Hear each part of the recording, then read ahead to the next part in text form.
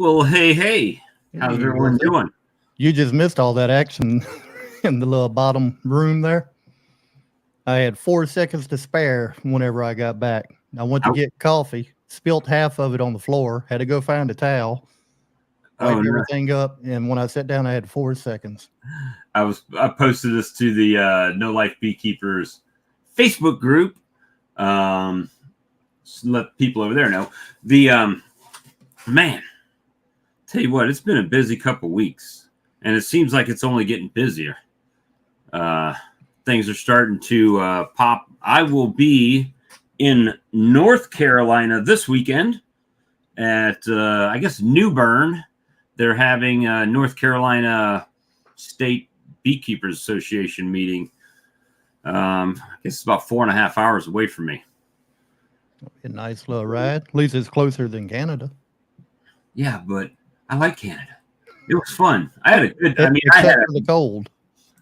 Yeah, it was cold, but it wasn't like crazy cold till that last day. The last day was pretty intense there. But and from what I understand, right after that show, Ian flew to another conference and has been stuck in the airport in Calgary because he can't get back because of weather. So that ain't no fun. Yeah, I know. It's kind of, well, I told him, hope him and his wife are having some quality time together, at least, since they're stuck, they might as well enjoy themselves. I ain't been getting no cold weather or anything, but we've been getting a lot of rain lately. And I got a tree in my front yard. I was just talking to my sister earlier on the front porch, and I said, I think that tree got hit by lightning a while back. I said, it looks like a little crack on one side, some of the bark's coming off. So I walked in, and it wasn't but a few minutes ago she hollered, and I heard a big crash. And I had one big limb come out, hit another one, and took it out too. So now I get to play cleanup this weekend. So it was 70 plus degrees out today, and tomorrow it's going to rain. But we're in that area now to where the low temperature at night is over the uncluster, right? Mm-hmm. That's what I call it. So they're not clustering at night any longer, unless they so choose to. But it's warm enough to not have to cluster, right? So I went in several colonies, even that ground zero colony that I put the Appy tablet on to begin with. It had 5 frames of brood. So I went ahead and dropped another box on top of that because they were pretty full and going to be hatching out, and pulled up 1 frame of brood to get them to come up in the top. That had drawn comb on it, right? And then I got that really mean colony, and it's insanely mean. And I opened it up. They were all the way in the top. I pulled out a frame. It was honey all the way across, capped. Or some of it wasn't capped, but they were real close to capping it. So I went ahead and got another box and checkerboarded with foundation. So now I put that other box on top. So now it's 4 deep with the top 2 checker boarded with foundation. And I didn't want to go into it for a while. So I threw a medium on, a foundation on top, new foundation, to just let them do what they want to. You got fresh wax on that foundation? Yeah, it's fresh, brand new stuff. So I know they're starting to bring some nectar in on something here. I'm not 100% sure what, but they're starting to bring some in here. Well, part of the reason I did that was because I don't want to go back in it, right? I mean, I just don't want to deal with it. And I'm hoping that those queens I've got coming from Jose will get their, I'll get a notification they're coming. Then I'll break that colony straight down into a bunch of different nukes, and those will get requeened with Jose's queens, and hopefully that'll change their whole demeanor over a period of time, right? So that's kind of the goal with that colony, as long as they don't hit the trees before then. I got one whenever I checked it a couple weeks ago. It had 6 bricks in it. I mean, wall-to-wall brood capped. So I ended up putting another super on that one just in case. I don't want to do a split on it yet. Our weather, it's still been funny. We're not really getting cold weather, but it's raining here and there. So, I mean, them getting trapped in, they may want to try to start swarming if they get too crowded. We got these red bud trees. Do you have them down there? And they bloom kind of, they're pink blooms. Let's see. I took a photo of one. What they look like somewhere in here. They look at a picture kind of of, that. when they pop, they look like that, right? When they start popping open. Yeah. But the honeybees don't really like them that much. But carpenter bees will go to them like crazy. So you walk under that tree and it's just humming all the time. I hadn't seen any of them, but our Bradford pears are blooming out pretty hard here. But what color are those? White. Yeah, I think we've got those blooming too. Usually the bees don't mess with them here. With the Bradford pears? Yeah. Well, once these privet trees I have pop open, it'll be game on for my. I got the magical Japanese privet trees here, so they will go crazy on that. But our privet, we've got a bunch of leaves coming on it, but it ain't nowhere near budding yet. And I'm gonna have to start bringing boxes out of the honey house to put on colonies, but we'll see. They don't have to draw the comb, so hopefully that will make them fill it up faster with honey, right? That's kind of the hope and aspiration, and we'll see how that goes this year. Now that right there is our Bradford pears. Yep, we've got those blooming right now. I can tell by the flower down on the bottom down there. But I've never seen the bees mess with them at all. Well, here they're kind of a nuisance. The state will pay you if you got them on your property to get rid of them. Get rid of them. Yep. Now, the only other thing that I'm seeing budding here right now are blooming out. We got some false hawk's beard and fleabane, and then we've been having the white clover bloom out for a couple weeks now. Now, I've seen some red crimson clover at work, the tall spears. They're starting to bud out, but they don't have no color on them yet. All right. I just approved somebody in the Facebook group. So the let me see. But did you notice? Well, you probably didn't notice that Facebook like crashed today, like worldwide crashed. They were talking about it at work today. And Renee sent me a little meme she found, something about I ain't trying to get into politics and everything, but something 4 years ago on a leap year, and then 2 people were competing and Facebook crashed. And then now this year is a leap year. Same 2 people's competing and Facebook crashed. Well, speaking of internet things, next week is our 2-year anniversary. Mm-hmm. 2-year stream anniversary. Be on Sunday the 10th, would be the actual anniversary.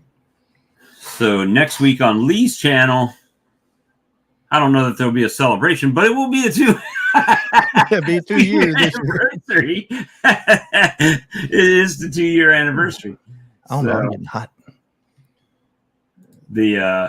It's and I think what did we miss? Maybe one stream in 2 years. That there was absolutely no stream that happened. I was about to say 1 or 2 probably that there was absolutely no stream. Now, we've had a week where you missed a Tuesday and I went. We've had a week where I've missed a Tuesday and you went. So we've pretty much been consistent on our nights and going, Well, so you got to figure when we first started doing it, though, we was doing 4, 5, 6 days a week, 5 hours at a time. So if we do miss a Tuesday, I think we got a little bit in reserve that'll fill in for that. We got a little bit of leeway, hopefully, other than the text. Are you guys going live tonight? Yeah, I got one earlier. Said, who's the channel tonight? I said, I don't know. I got to find. Well, I had to find out from you because I done forgot. I did get a little chuckle out of it when I was in Canada. I think it was. I want to say it was Brian from Flower Street Farms, but I could be totally wrong. That posted in on the Facebook group. So is anybody live tonight? It was like a Saturday night or something, right? Everybody going to withdrawals. Yeah, it was like, man, I didn't mean to leave y'all up in the lurch like that with no live stream. This is Brian. So, but it was a great time, man. I don't know, being at Brad's place, talking to everybody that I spoke with that night or those days, actually, having some time to sit, outside of the conference, right? So sit with Corey Stevens for a few hours and talk to him and Ian and Brad and, just kind of take the friendship to a different little level there, right? It's one thing like this, right? You and I see each other every week on a stream, but when we met each other at Hive Life, it was a little bit different. It's you get to know somebody a little bit more. We've been doing these lives for almost a year straight before we ever actually met in person. Oh yeah, it's kind of crazy. If you think about it, it's like, we just met each other online and started doing a stream, and getting it done, right? Just getting as much done as we can. So I don't know, man. As far as this season, I'm really torn, but which way I want to go with my bees this year. In the past, I've kind of done the Beakonomics and flip queens and sell nukes and a little bit of everything. And this year, I kind of feel like I just want to build my bees. You know what I mean? Just get my bees where I need them to be. And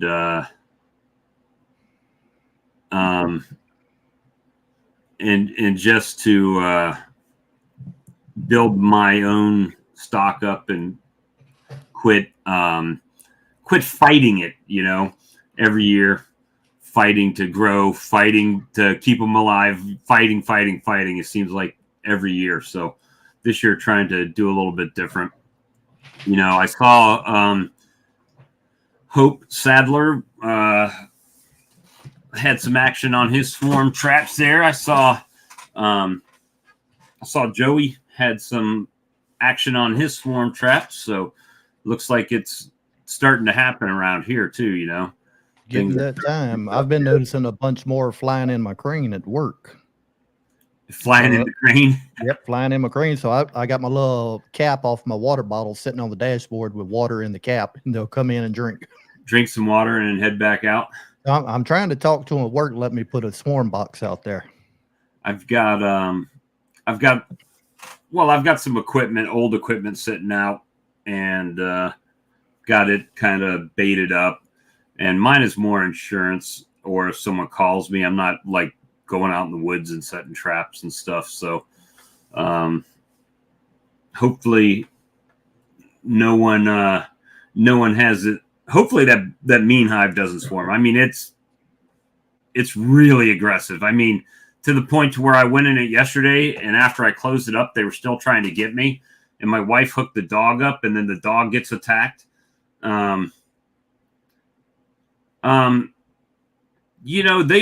Randy, from what I'm told, they can go in the bottom board. Now, I've only, out of all the people that I've sold tablets to, I've had one say that they kind of, over the winter, they had some issues with it. But I think that's primarily from condensation in the colony. I haven't had really too much issue with mine. Mine have all stayed together. Now, when it got really hot last year when I put them on, then it would start to like glisten and may turn more sugary, kind of like a fondant would do. But I haven't had any problem. But Mehmet says they can go in the bottom board, and he's the aficionado on that, I guess. So shouldn't have a problem. Shouldn't have a problem with it. Hey, Russell, back's doing a little bit better today. I think I might actually make it back to the gym tomorrow. I just wanted to give it an extra day to rest. I took a funny fall Sunday off the wall sideways. I saw you chatting that in the box. So you're going to show everybody your storage units there? I think we need a 12-step program for Lee. I don't know how exciting it is for anybody, but I mean, look at his wall. I mean, he's more over there, plus more in the closet. Hey, it's getting organized. It's getting a little straighter in here instead of having stuff laid out everywhere. Well, I mean, you're definitely getting stuff organized, but it's like Lee does not go small. When Lee does something, he's in. Now if I just had that much time off of work to be able to actually work in the bees, it would be nice. All right, so Brian said I had a couple that got kind of mushy, but those were consumed more than others.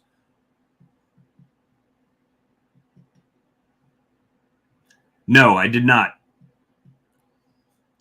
I did not even go to that hive at the Holiday Inn. So if they sealed it up, they sealed it up, not me. I haven't been back to it. I went there that one time and suggested they cut the column, and they said they didn't have the money to cut the column. And I was like, well, okay, see you later. So I don't know what they did over there, but it was not me. Yeah, today I think Ed liked it here the other night, but I told him I didn't think about it until about 20 minutes after he left the house here. We didn't even take a picture together or nothing. Oh, Ed came to your place? Yeah, he stopped by the other night on his way through. But he will be making another pass through here probably fairly soon, he said. So he's going to stop again. Checking on his dad. Yep. And I heard that Don the Fat Bee Man is in the hospital through Facebook, so put him on your prayer lists if you are so inclined. He was one of the OG beekeepers on YouTube. One of the original guys out there, you know. Let me see. Swarm box like a big lunchbox. Lee, just paint the swarm box like a big lunchbox. Who is a man of dust? He knows I'm in Colombia. I don't know him. But it was not me. No. I did not. They've called me over and over and over again, and I keep giving them the same answer, and they don't want to pay to have the removal done. And you know, if I want to remove for free.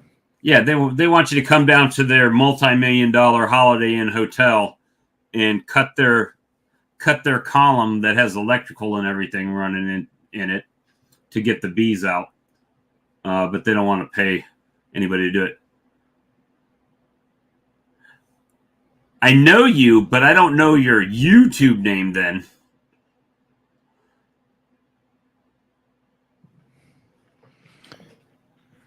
Yeah, a bunch of them will tell you, oh, well, you're getting free bees. So, I mean. Yeah, I got bees. You know. Yeah, I was about to say, the bees might be free, but the time that you're spending there, the gas that you paid to drive there, plus all your equipment. The knowledge to take it all out, put it back. A man of dust has me perplexed. BBC.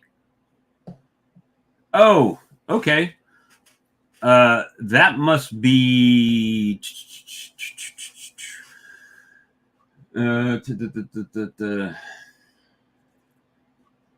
Mm-mm-mm. And now I've just saw you on Facebook today, but no, it was not me. I was not the guy. Carolina honeybee removal. Blythewood Bee Company. That's BBC. Marcus. That must be Marcus. On the man it does, all I can see is the logo. It says Carolina honeybee removal. Yeah, it's Marcus. But the no, it was not me. I'd been there last year, and then they called me back again last year. But go get them, man. If you want to cut them out, if they'll pay you to cut them out, go for it. Because that's the one where I was standing on the ladder on the back of my truck, right? You were trying to be like me then, huh? Yeah, I was doing a lean. I was leaning up on the post there. So, yeah. At least you had something to lean against. I was standing on top of a 12-foot ladder with a 20-foot pole on top of that, trying to knock bees out of the tree. Inside. Yeah, mine. They called my work actually first, and then I went over there and checked it. And once I told them, yeah, you're gonna have to cut into that pole, because they were on the top of the post. There's that electrical conduits coming out of it, and they were going in right around the where the stucco was up against the conduit. It didn't meet all the way, so they were going in right in the top there, and there was no way. There was no way to get them out of there that I could get them out. I've got a couple other people that have called me to go do some that I'm probably going to go get in a week or so. So when it was still getting cold, I didn't want to mess with them. Steve says he's got 19 of 24 still kicking. That's good. I saw, Marcus, you had a swarm catch today on that barrel. So it's good. Hopefully that one hive I've got doesn't swarm. Let's see. Yeah, as far as the cutouts, I don't want to do any more of them. I've done a few. Now, if you got a swarm on the side of the building or a tree, yeah, I'll come get them, but I'm not going into a structure anymore.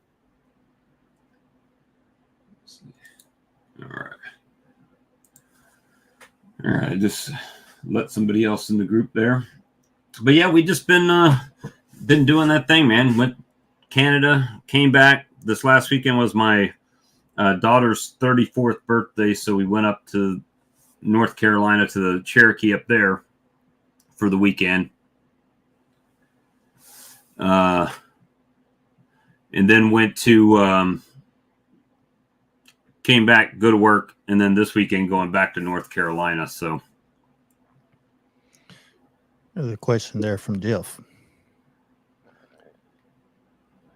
That, just personally myself, I don't see it working as good as the front entrance, because once they go under the entrance, they can pretty much go to any frame they want right there, versus coming in on the end of a box and having to travel under each frame all the way to the other side.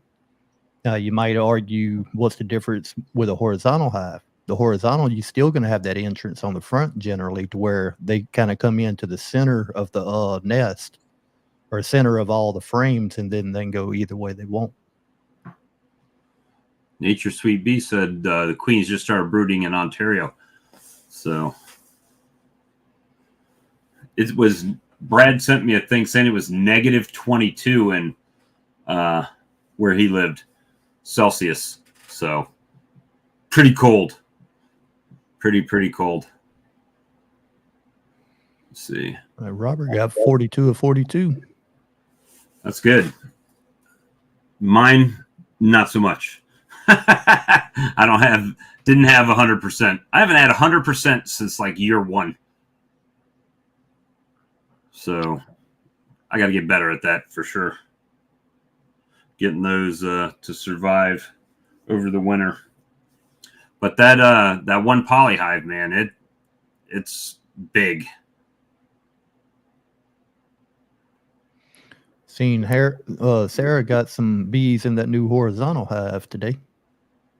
18 of 24. Yeah, DC. If you had one survive this year, you're doing better than you did last year. I'm glad to see you're doing good, man. I think you had a lot better management with the moisture this year with them roofs over it. They wasn't getting as wet on the front of the boxes. That just shows you how different it is from area to area, right? I mean, it's so much. It's different. I talked to Amy. What was Amy's last? Dr. Amy. Her last name's eluding me right now. But she has bees in Arizona, and she has them in southern Arizona, and she has them in northern Arizona. And she says the one she has in southern Arizona, she has a much harder time overwintering there than she does in the northern ones. So that's that was not, I mean, it wasn't surprising to me because if you look on the map, I mean, she's just a little bit north of my parallel, but it makes sense, you know, because the bees are flying all the time. They're dying. It's a little bit challenging, but it was all right. It's all right. Yeah, I think it's because it's colder up north. And that's kind of what she said too. That's her thing on it. My garage is full of dead. I'll clean up. Yeah, that's right. So we've been going for 31 minutes, Lee. You want to drop a link? I'll drop it. You pin it. Sounds like a plan. I now have to wait for a comment because I still got the heart. I don't have it on my end.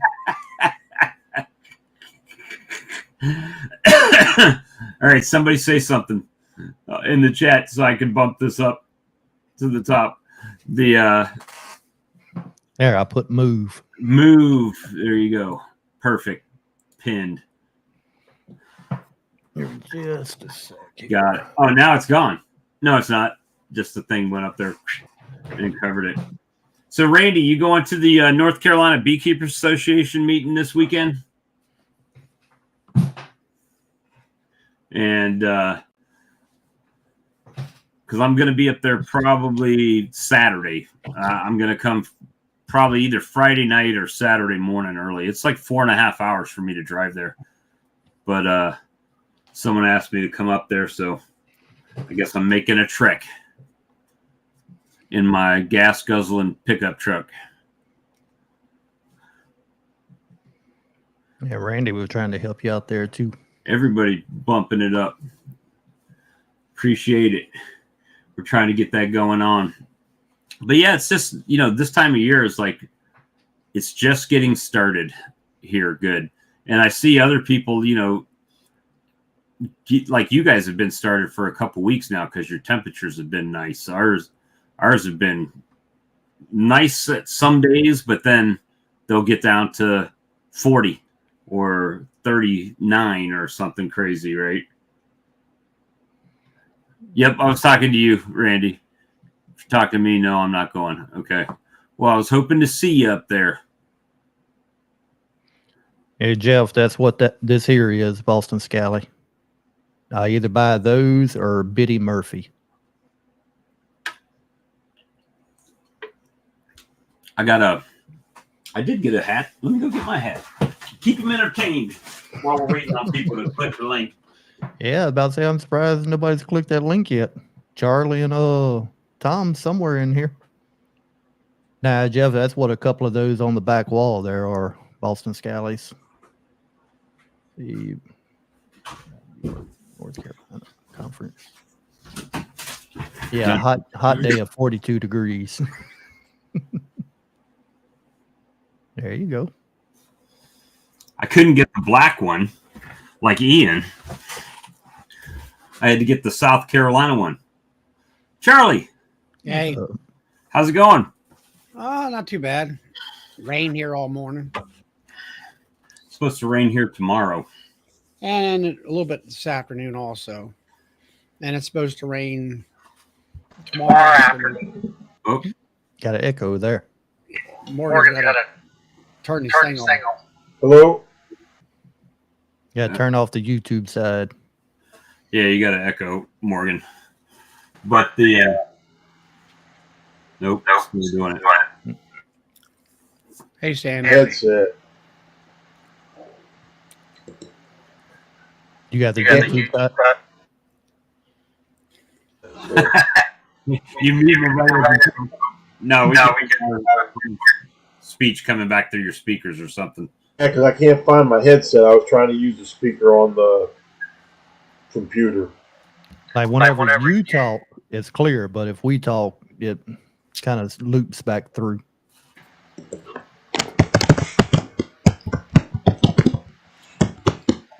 You using a sledgehammer on them keyboards?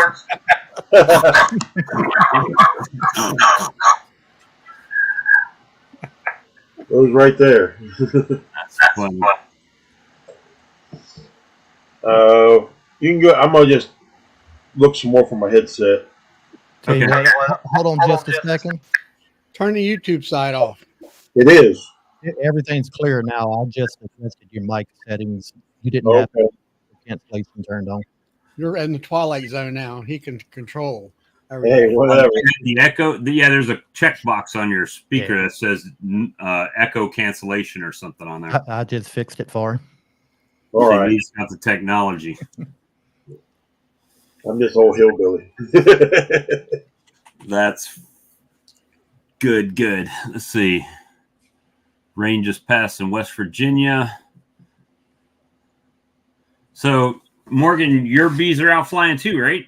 Oh yeah, they quit taking in the pollen sub, and they're bringing in regular or natural pollen now. So our maples are blooming like crazy, but I know there's got to be some other stuff that they're bringing in different colors and stuff. Let's see. We haven't hit that major. Like I'll see usually like grays and greens and different colored pollens coming in. We really haven't had that yet. It's just a couple different yellows, and I had a little bit of red in my colonies. So I don't think that they've really hit it yet here. You might have to do the same thing for Tom. That should be good. Can you hear everything clear now? Nope. No, I hear an echo now.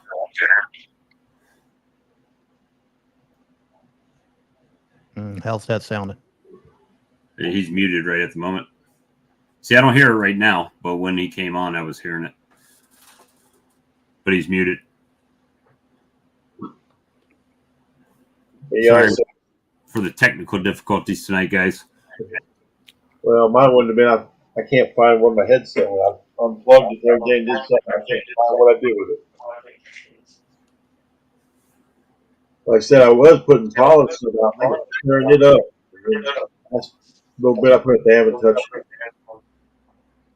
Joseph, Hello. how you doing? Pretty good. I see how your shorts coming up in my feed. Y'all still got that echo. Let's see. I think that's on Tom's end. Yeah, it's on Tom.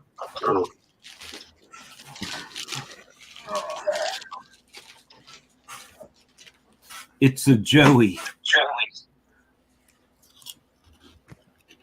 I'm muted. The I don't know. I don't hear it now.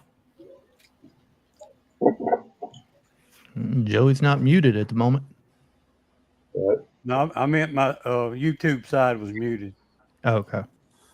I got mine muted.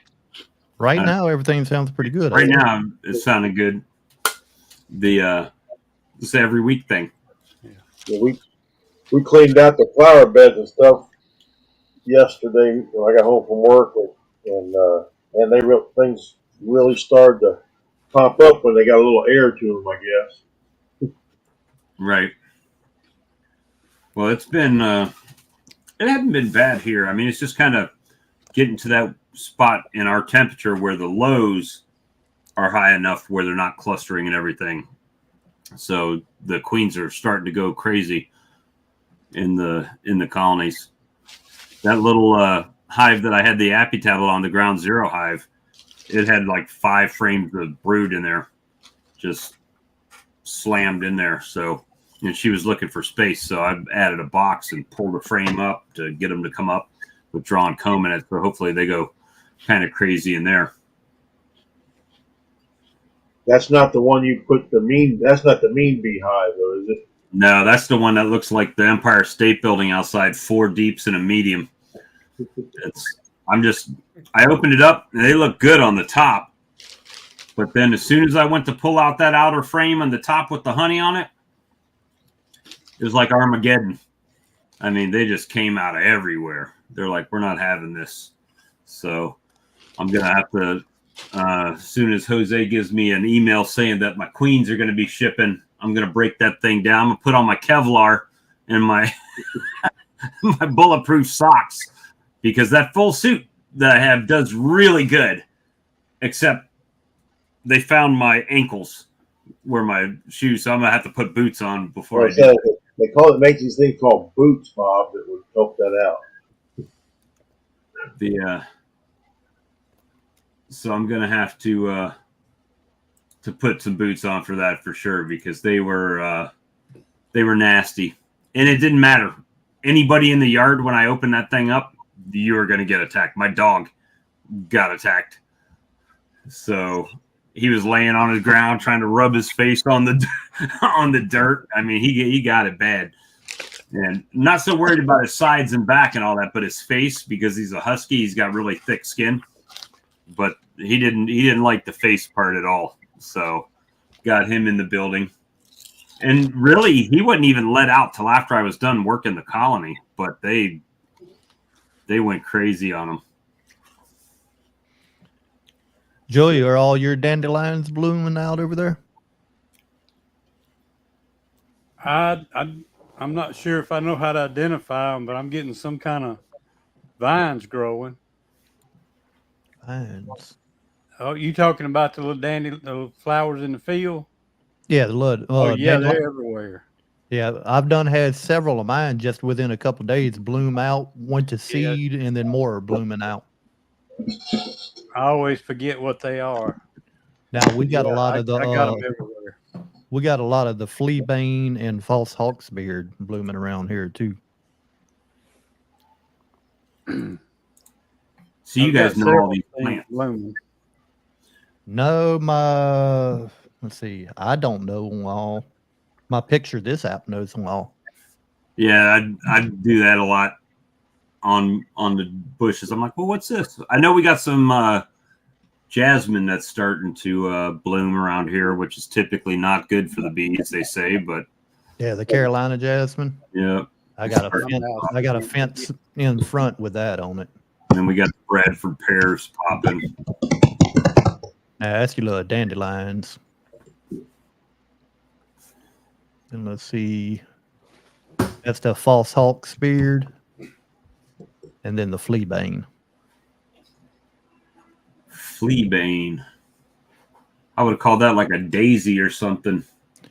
I think it's in that family. It almost reminds me of the what's the one that grows in the fall time along with the goldenrod?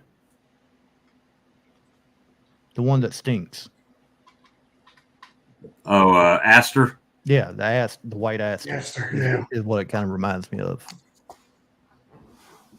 Looks like he had a double deep with 13 frames of brood in it. Sound like time for a split. And he caught a swarm. Couple splits. Last year when the goldenrod was blooming, we had a lot of ironweed blooming too. Still that real dark purple flowers. You wouldn't believe what I found yesterday going through the hives. Bees. Three of them with walking drones. Yeah, I've seen a few. I've got a few drones. It's not like it will be next month, but I've got a bunch walking around now. And I called 3 of the beekeepers all within, I'd say 5-7 miles of me, and they all have walking drones. So that's really early for this part of town. Hope We're supposed to be down Saturday and Sunday. We're supposed to be down to like the mid-20s in the heat at night. I've been trying to wait here until the those nighttime temperatures. If the nighttime temperatures are consistently over 40, then I'm in good shape to do just about anything I want to do. So where's that meeting at, Bob, in North Carolina? It's in New Bern.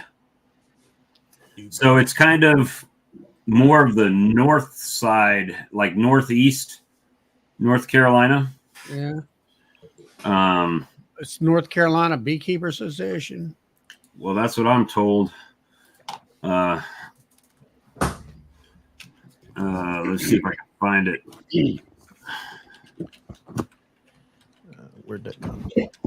Is that the one that's on the coast? Yeah, it's New Bern. It's in New Bern, which is kind of north and near the coast. Yeah, it's 4.5 hours away from me.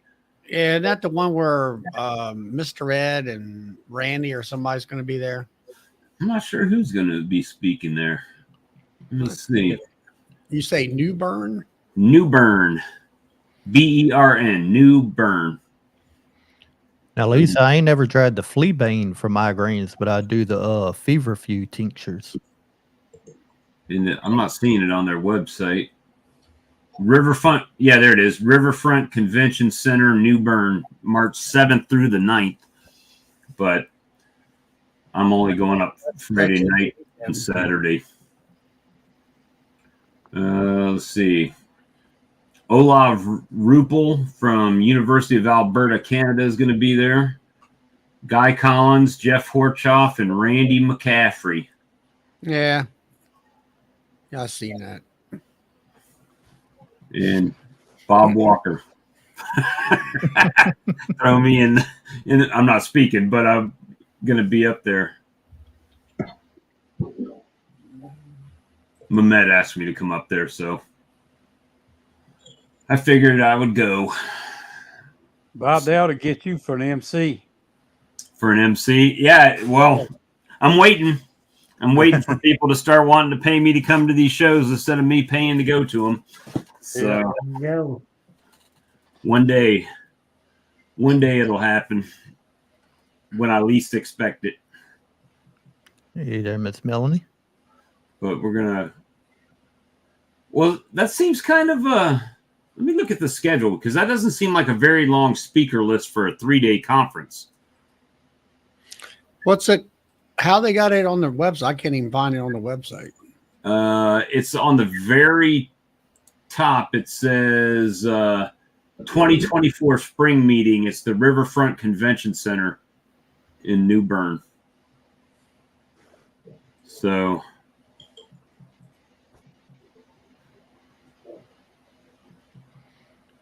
but it's only showing 4 speakers: silent auction, artisan show. Looks like they've got a bunch of sponsors there, but I don't know who all's gonna be going there. Let me see. And the program doesn't. Okay. Oh, there is more. All right. So let's see. Randy's going to be talking on the business of beekeeping. Looks like the honey competition. Hives for Heroes is going to be there. Jeff Horchoff. He's going to be telling about Abbey honey and becoming the beekeeper at St. Joseph Abbey. I've almost got that speech memorized myself. You can give it for him. I'm kind of like Jerry Clower. I'm the chauffeur, and I can do that speech as good as anybody. Let's see. Charlie, you seeing any drones up there? No. Not that I've seen anything. I mean, it's really the weather. I mean, this week's it's pretty much raining every day. Mm-hmm. Yeah, I think Friday is supposed to be decent, and then the weekends rain. We rained out early yesterday, today, and I think we got more rain coming Friday. Yeah, I got Monday was decent. Tuesday rain. Wednesday afternoon rain, Thursday rain, Friday decent, Saturday rain. Yeah, that's Lee, the. I went through your neighborhood today. Where were you at? I went to what is it, Welch, Louisiana, to pick up some beekeeping equipment. I come through there, through your area. I don't know where Welch is. It's I'm trying to think of that other little town. It's way out in West Louisiana. But we left this morning and it was kind of rainy here. That's what made me think about it. And got through Baton Rouge fairly well. I mean, as soon as we come out of Baton Rouge, that rain hit so hard it slowed traffic down to like 30 and 40 mile an hour. Yeah, Welch, that's over there between Jennings and Lake Charles. You're right. It's just on the other side of Jennings. Okay. Yeah, you That's made where a good Rocket little, Man lives. you made a good little drive over there today then. Yeah, it was a 3-hour trip one way. One way. Yeah. That's a long way. Don't you have any bee places that are not closer than that? Well, not for the wax dip boxes. That's why I went to him. Nobody had them. This guy's Frank Cormier. I think that's how you say it. It's a French name. All about Cormier. honeybees. That's his website. That's his website right there. He's got it going on. That boy, he's got some good equipment. But he has his boxes are wax cooked. His tops and his bottoms are cooked. He's got a telescoping and migratory. And he wax dips them all. I went. Yep, everything. Hey, He Keith. even builds the screen bottoms and cooks them after he builds them, puts them together. But is it a unique blend? Is it the Nature's Image Farms proprietary blend of wax dipping boxes? I don't know, but I think he's been doing it a lot longer than they have. This So guy's it's his been own cooking. proprietary blend. wax- What's that? It's his own proprietary blend. Probably is. He's been doing it for a long time. Look here, I'll show you this, what he uses. I wish I had it on my laptop. I'd get you a better. This is his cooker. I don't know if you can see that or not. Can you see? Yep. Oh, on the left hand side there, that's his cooker. On the right hand side is his cage that he just like a crawfish boiler. Now you're talking Fix it about up. light. I don't know what a crawfish boiler is. Is that like a steam pot crab? Yeah. But he cooks a bunch of boxes at one time. What'd Philip say? He said you're smarter than him. He's trying to build about 40 boxes and paint them.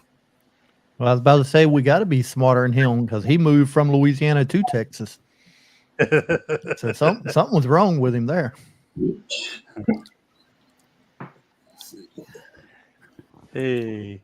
Yeah, he went from wet and hot and damp to dry and hot. Stephen, I used that Eco Wood treatment year before last, and every one of my boxes I used that in, the frame rests went and bowed out on them. So The only problem with that too, though, they wouldn't glued. yeah, well, I bought them that way. Unfortunately, already assembled. And then after the fact, it's like, do you glue those boxes? No, we didn't glue them. We just stapled them. Well, okay. Too late now, I guess. Shoot a couple screws in it. I see William in the comments here too. I was going to let William know. I don't know if you can see that. I'm doing a lot of research for us, William. Y'all gonna go climbing? Eventually. He's only about 2.5 hours from there. I'm like 10 hours. I got quite a drive. It's like a weekend trip in Canada. I'd take at least a week and a half, 2 weeks off for that. Lee, how far are you from Eunice? Let's see here. I want to say, if I had to guess, 2 hours.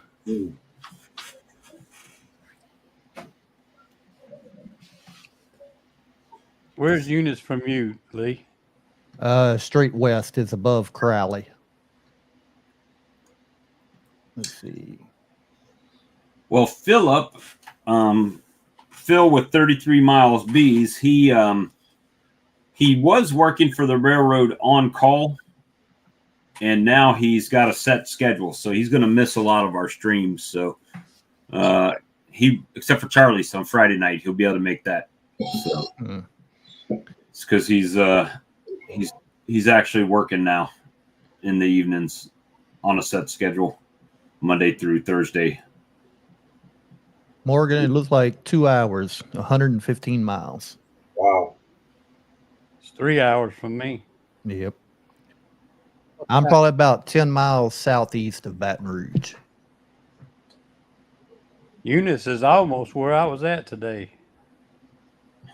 It's a little north of there. Yeah, I was about to say, you went still a little bit to the west of there. If you would have hit the Crowley exit and went north, you'd been in Eunice. Yeah. That's almost like another country to me. Had to get your passport. Huh? Yeah, my uncle used to live in Eunice. My uncle and his family used to live in Eunice.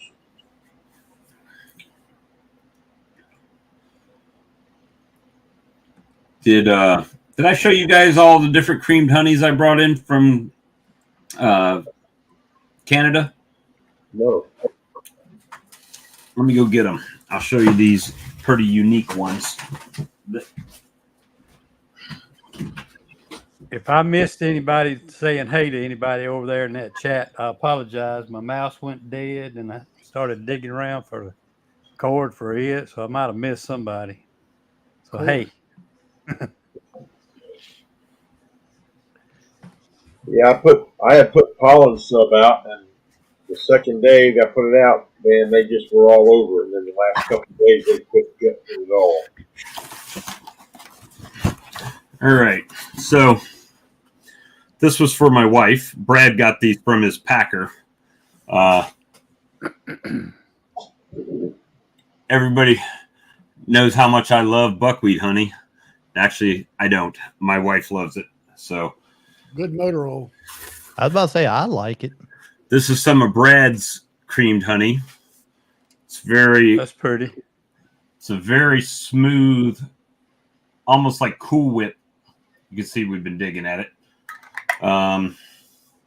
But some flavors that are unique, at least they were for me. So a garlic creamed honey. I think I'd like that. It's very, very garlicky. Like you could put it on your pizza crust type garlicky. Yeah. Hey, Ian, good to see you. This is a pumpkin spice creamed honey. Fall blend there. But there's a really, really unique one, cinnamon, this is probably my favorite one of them, the lemon creamed honey. And I mean, lemon to the point to where I had a lemon seed in it. So supposedly they say there's 1 lemon per jar. I don't know how they quantify that, but 1 lemon per jar. They had espresso flavor. This is that Hasketh berry, or I can never say it correctly. But on the jar it says honeysuckle berry.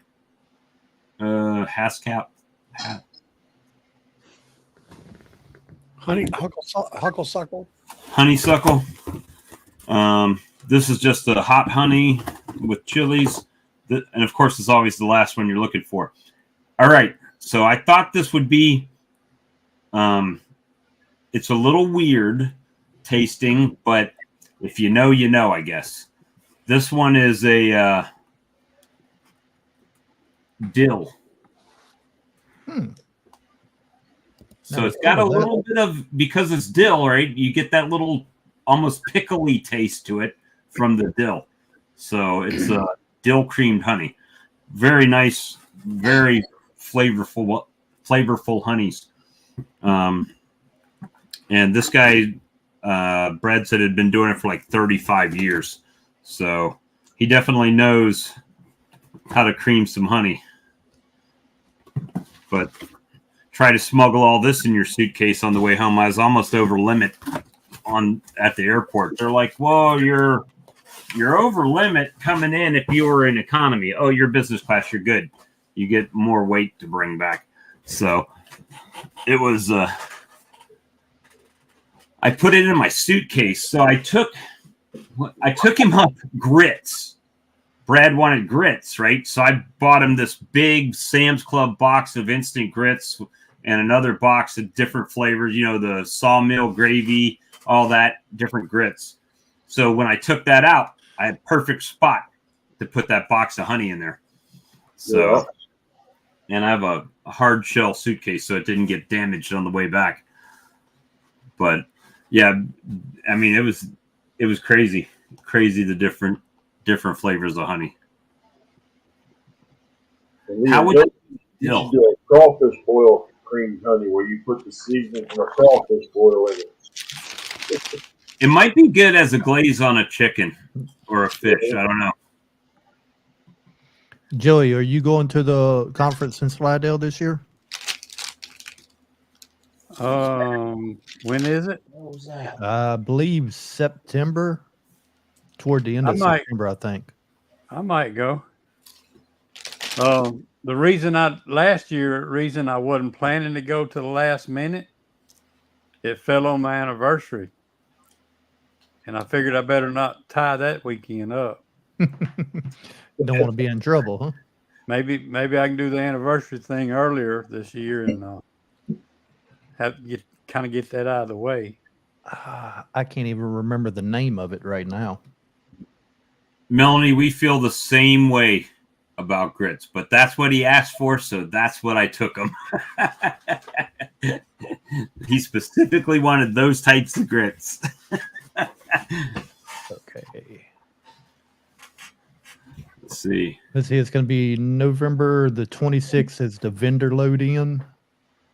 So it'd be like the 27th and 28th this year. Okay. I'm going to plan on going. All right. Miss Melanie and Mr. Dennis was asking that a minute ago if me and you were going. And I believe Tom and Melissa from Via Honeybees, they're going too. They're trying to talk Ricky into coming. Grits and maple. Let's see. Only when you're backpacking. That's right. You can throw them in your backpack there. Maple and anything. Good night, Jeff. But yeah, that I got pulled with creamed honey in my suitcase. It was hard enough that they couldn't claim it was liquid, so they let me keep it. They never said anything to me. Now I don't know if they looked in my suitcase or not, but they never said anything about that. Now, earbuds that I had in my pocket of my hoodie, they said something about that. And about a drink that I had in my backpack that I forgot about. They said something about that. But We'll be right back. Nothing else. Let me see. Scrapple. I've had Scrapple before. Scrapple and applesauce, though. I've had that in Pennsylvania when I was there. Sounds pretty good. Creamed maple syrup. Interesting. That'd be something to try out. Never heard of it. Let's see. Hey, JW.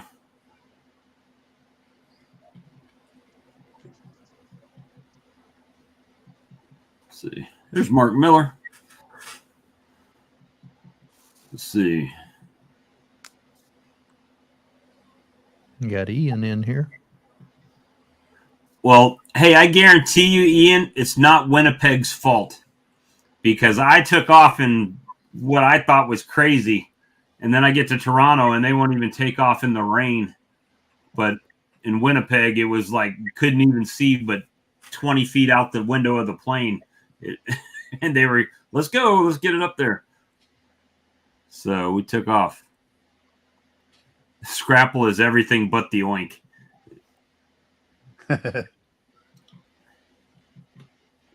Later, Randy. Yeah, they just grind all the extra bits up and make it into it's almost like what is it, liver pudding or something? You know, it's like it's like a block when you get it at the store. Let's see. Well, you guys are all talkative this evening. I'm trying to catch up comments here. Yeah, and I've just been listening. Hey guys, I'm going to sign off. I got a lot of stuff to do. Have a good one, Tom. I'll be listening. Brad had a meeting tonight, and Todd, I think, is driving home this evening from work. But our local Bee Club had a meeting tonight, and I was thinking about going, but once I got home from work, I'm like, I don't feel like driving nowhere else. I know. Last thing you want to do. Brian Lee texted me early. He had his meeting tonight with all the newbie beekeepers. So he said he's going to catch the replay. Well, I had to get up this morning and go take my DOT physical, then go to work and do work, then get my license renewed, and then finish work. So yeah, by the time I got home, I'm like, I don't want to go anywhere else. You're wore out. Ed, son of one, do you know when you're coming back through this way or a roundabout maybe?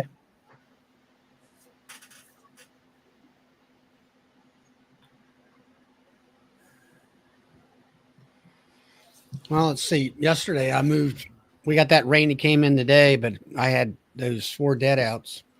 But I had 3 5-frame nuke backup hives, so I took a regular hand dolly out there and rolled them down the line there and put them in place and screened them in. So, but with this rain and all, it'll help let them sit there for 4 days, and then they'll, what do you call it? Forget where they live at, so they can reorientate.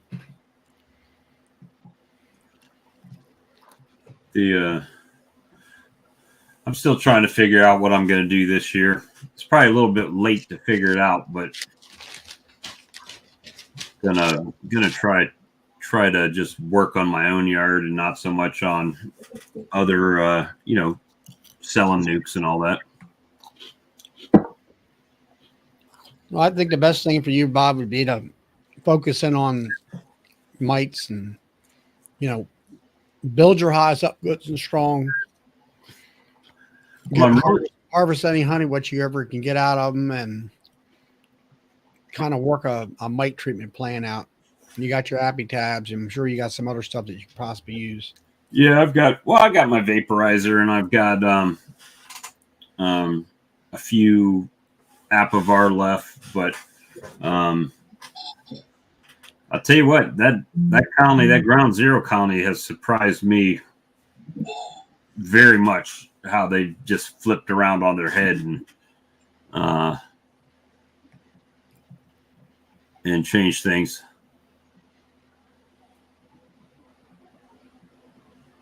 I think my strongest colony is going to be like that. The one I thought I was going to lose a couple of years. There you go, Bob. And it's got bees packed top and bottom, it looks like. Let their Flower Streets comment there. Yeah, I saw it about the Lagrange 30 plan.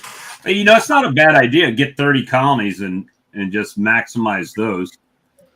It's similar to what you did, really. I mean, you got 30 colonies that you just want to have 30 and keep them up, right? And well, it's what I can handle. I got I'm gonna boost the 14 honey production, and then I'm gonna have 16 nukes. Right.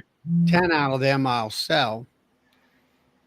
Um, I thought about here recently of, where I was talking. I when I put them nukes down there, I could see that I could put 3 hives, 10 framers on one rack, and then having that hive lifting machine, I could better manage the weight and moving things around with it.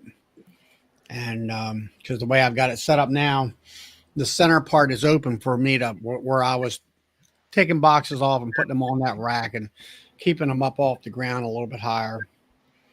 But been thinking about that, kicking that idea around. But then I would go back up to 34. And, by the time October hits, it's like, man, you're tired. You got, more highs means more food you got to buy and more resources you got to deal with. Right. And all that stuff. So I think I'm going to still go back to my plan of 16 and 14. And then I do that, and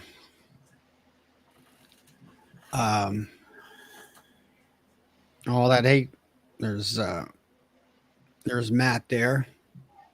Hey, Matt. Morris asks, do you guys think that new colonies winter and survive better than established colonies? I would say a newer queen's going to build up faster and possibly have more bees for the winter. But a colony that you had through the spring, if you have a dirt that summer and you feed them decent, they're going to build up, I would say, just as good. Yeah, I think for me, the reason mine have been having a hard time is because ever since I started beekeeping, I've really tried to aggressively split every year, which I think inadvertently I'm weakening them too much. And instead of letting them get really good population and maybe taking a frame of brood out of several different boxes, I'm taking too much out of a box, setting them back too far, right? So, but other than that, I think that, well, it's hard for me to say this last year because everything was new queens, right? So, I think it's a matter of keeping those mites and stressors down as low as possible, and then they'll do what they have to do to make it. As long as we don't screw it up, at least as long as I don't screw it up is usually how I should put it. I mean, I don't know. I think you should set your yard up like I do. Have so many nukes and just keep them as nukes for yourself, for backup hives. That way you're not, if you do lose some production hives and you got insurance hives, you drop them in the same place. It didn't cost you any money. Right. And now this year I called Lloyd up today. I said, I want to get 4 nukes. And a lot of it's either partially it's a replacement and partially expansion. The fact that the nukes that if I didn't have any of the nukes sold, I could do everything I need to do myself.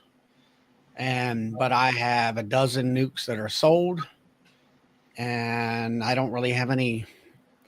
I want to do some expansions, so I went ahead and ordered up 4 nukes, and 3 of them will go in for replacement and expansion of my honey production area. And then the 4th one, I just bought it for a spare for the nuke yard where I can use that as a resource hive and keep building it up and keep pulling frames of brood.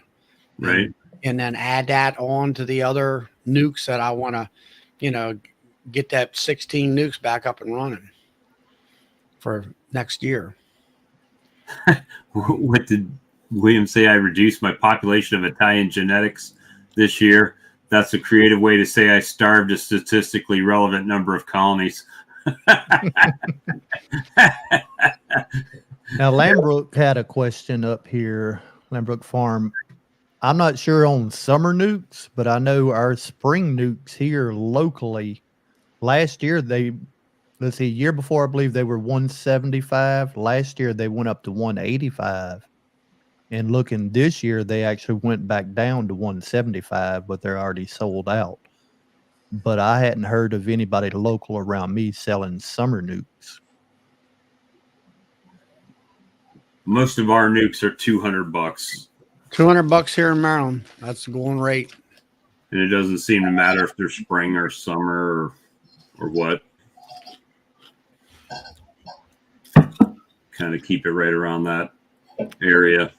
I've had a few people ask me for nukes this year, but last year a lot of people asked me for nukes, and I started a spreadsheet, but only a handful of them came and actually picked them up, right? So I was like, well, we're not going to do that again. So if someone, like I say, I think you need to concentrate on your apiary, rebuild it. You know, I don't know how many, you know, honey hives you want, and like what was Lambrook, was it? Yeah. I haven't really figured out in the years that I've been keeping bees how much honey I can sell. Like what's the cap, right? Everything I make, I sell every year. So it's like, And then you need to get bigger. yeah. So, well, and the thing is that I literally kind of control that by not sitting down at the road, right? So when I have a lot of honey, I sit at the road and sell a lot of it on the weekends. But then when I start running out, then I stop putting my table out, right? So yeah, that's the plan, Russell. That's what I'm going to do. I've got 25 queens coming in from Jose at some point this year, and when they come in, that's what's happening. That colony's getting broke down into nukes with new queens. And what I seen funny, they talking about prices and all 200. 4 boxes. Oh, we had a bad echo there. What'd you say, Morgan? Morgan said something. Since you got 4 deep boxes, are you gonna break that into 4 colonies, or you gonna do 2 colonies with Oh it? no. I'll break it down. I'll take all the brood and I'll break it down. First of all, I'll crush the queen. Right. And then I'll put 2 frames of brood in a nuke box with some frames and a new queen, right? And let them do their thing. So however many frames of brood she's got in 4 deeps and a medium, that's what's gonna be happening. Now on 5B, I presume he's Ontario. yeah, he's up there in what's it called, the yellow flower sheet. Ooh, now they produce 45,000 pounds and still sell out. Wow. If I ever have that problem, I don't know what I would do. 45,000 pounds of honey and still selling out. That would be crazy. Yeah, and that's kind of what I'm looking to do there, Brian. Just get my colonies squared away where I'm not constantly replacing every year. The only problem with that bad queen that he got there, William, it ain't that she's doing bad. She's just mean as heck. Oh, yeah, she's a great queen. But boy, is she a bitch. I mean, if there's a way to put it, I mean, oh my gosh. I'll always make good honey. They make a lot of honey, but they just too mean. They're already capping frames off with nectar in it in this colony. And I was like, well, got to go ahead and add a box to that. And I checkerboarded the honey box, right? So they had honey frames and they had undrawn comb. So I had 2 boxes like that now on the top. So it's two deeps and then 2 checkerboarded and then a full medium of undrawn foundation, just so they have work to do in there. I mean, they're just really mean.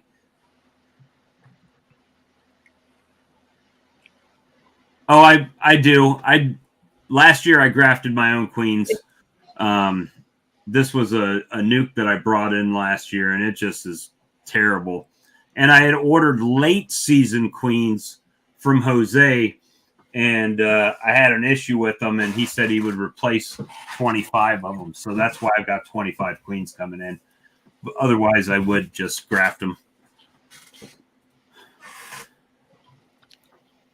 I don't know.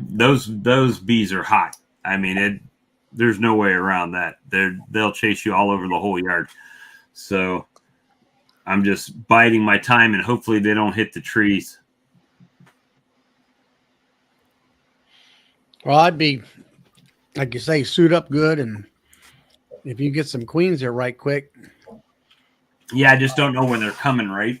So that's I'd the be, issue right like now. you say, I'd be making nukes real quick. And I'll start splitting that down. Pull the honey off, split the brood down. I told you what I did with my mean colony, didn't I? The process I had to go through. What did you do? Soap it? No, I actually, it took me a while to find her, but when I found her, I caged her and put her in the top box. And I waited 7 days and come back with a cell. And I went through every frame and I forgot now how many. There must have been at least 15 or 20 queen cells in that box because they knew something was wrong. She's caged up in the top. Right. I had to knock all those queen cells down and put my cell in there. So that was pretty much a 7-day process, just waiting on them, waiting on time just to get rid of anything that could come from her. There's so many Plus, bees in that box. That you want to kill all her drones too before they emerge. Mm-hmm. So If you don't, might as well just let her swarm. right. Yeah, if you got any of those mean drones going out and then you're trying to open mate some new virgin queens, you're going to get that same genetic. Yeah, that one's going to be a process for sure. So hopefully we can get that one fixed. After I got that new queen mated in that box, it took probably 4 weeks after she started laying for all the mean bees to be dead and gone. And then it was a total different experience. I don't even like going in that box, right? It's like the last box I go into because I already know once I go in that one, I'm not going in anymore, right? They're just so mean. Here's a good question right here. How many boxes do you have to have on a nuke to prevent swarming? Question 4 deep. Well, I think they're going to swarm because it's part of their natural cycle, right? That's how they propagate their species. So I don't know that adding more boxes will stop them from swarming. The answer to that question is you've got to maintain, you got to pull out the cap brood, about half of it, and put in open brood, or not open brood, open comb, so she can continuously lay. And you got to do something with that other brood, either make a split, make a split, or basically equalize if you got a colony that might. You got to continue. You have to continuously equalize. And now he's up. That's Matt there. He's up in New York. So June the 21st will be the summer solstice. After that, then she's going to start reduce laying, and you won't have the swarm complexity there. And you just don't want to put on too many boxes at one time because then they can't guard all that. Yeah. And you have a chance of getting robbed out or pests getting into the box. I mean, I don't know if you can actually prevent that swarm sensation that they go through without pulling that queen or doing what I do it in those. Charlie. I'm trying to agree with you. I'm trying to agree with you, Charlie. Yeah. You either got to pull that queen and make a small nuke with her, or build it up like Charlie's talking about. But 4 boxes, that's not but 20 frames of bees. So if you want to make room, you're gonna have to go 6 tall. That's mighty tall for nukes. Now, he needs, like you say, you need to go up. You got 5 frames and brood and whatever, and if he wants to take and get them to draw comb, then I'd put a box of foundation on top and feed them a little bit, and it'll draw that comb out. But after you get up to about 3 boxes, if it's deeps, it's time to just set one of them deeps off with some brood in it and some eggs, and they'll make their own queen. Just do a walk away split with them. Yeah. As long as it's, early spring, And I mean, the only way to keep it from swarming is to make more nukes and all that. Or you got to take our nurse bees. You got to do one or the other. And you can start pulling nurse bees out of there and kind of slow that swarming sensation down too. Hey, Tom, listen. That's why people sell package bees. Right. It's the same, it's like you say, you have to equalize, meaning you have to monitor and keep a certain amount of space for her to lay. As soon as she runs out of space, then they're going to want to swarm and all. And if you keep giving her space, she'll keep laying and she won't swarm. But then you gotta pull that cat brood out of there, make a split. Yeah. I mean, I'm going to hit the rack. Y'all have Morgan. Take All care. right, good, Mark. Why is it though that the mean bees they don't have a problem building up. I mean, they just explode into the colony, right? And then you get the nice bees, and they're kind of like just chill and slow, taking their time. Hey, Brian. Hey, Matt and Sarah. Student of Beekenomics. I like it. But tonight's conversation's right up my alley, so I figured I'd jump in. In fact, on Sunday, I'm going to be doing a presentation to a local club on spring management to prevent swarming. So your most recent conversation is just fresh in my mind. Well, it's the bee's natural progression to build up and then swarm. That's what they do, right? That's how they procreate their species. So, and like I put in the comments, I don't think adding space is doing enough. They will backfill that brood chamber when the nectar flow gets strong enough, no matter how much space, because like Bob's saying, that reproductive process is a normal, instinctive urge triggered by all those environmental factors, right? By temperature, by pollen, by nectar. All that stuff causes all these things to happen inside the colony that leads to swarming. There's simple things that you can do that are short-term things, like switching 2 colonies. Switching a strong colony and a weak colony will reduce that foraging population. Is that enough? No. That's one thing you can do, and it might help out a little bit, but there's little things like that. Taking frames of open brood and shaking nurse bees to get rid of population is going to give space in that brood chamber. Greg Rogers on Bob Binney's channel has a great spring management conversation piece where he talks about giving space to the brood chamber and how he prefers to do it and how he prefers not to do it. That's a great one too, but that requires drawn comb, right? Which is oftentimes with folks like us, the better we're doing, the less drawn comb we have. So it can be trickier. I thought I had an issue with drawn comb, but every year I get these dead outs and stuff that leave me just a plethora of resources in the spring.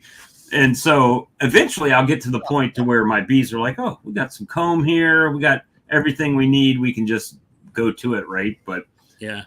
So the theme in my talk is going to be, you can do all these little things that can help mitigate that swarm urge, or you can do drastic things, and that's really going to mitigate the swarm urge. And those drastic things are often related to creating splits and nukes that build that sustainable apiary, right? That idea of always creating new queens. That was one of the hardest lessons I had to learn as a new beekeeper, that idea that queens shouldn't last forever. It shouldn't be like, how long can I get this queen to go if production is your main focus, right? If you're trying to produce honey, it should not be about, can I get that queen to be 4 years old?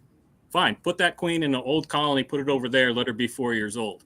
But if you have production as a goal, you want production queens in that colony, right? Right.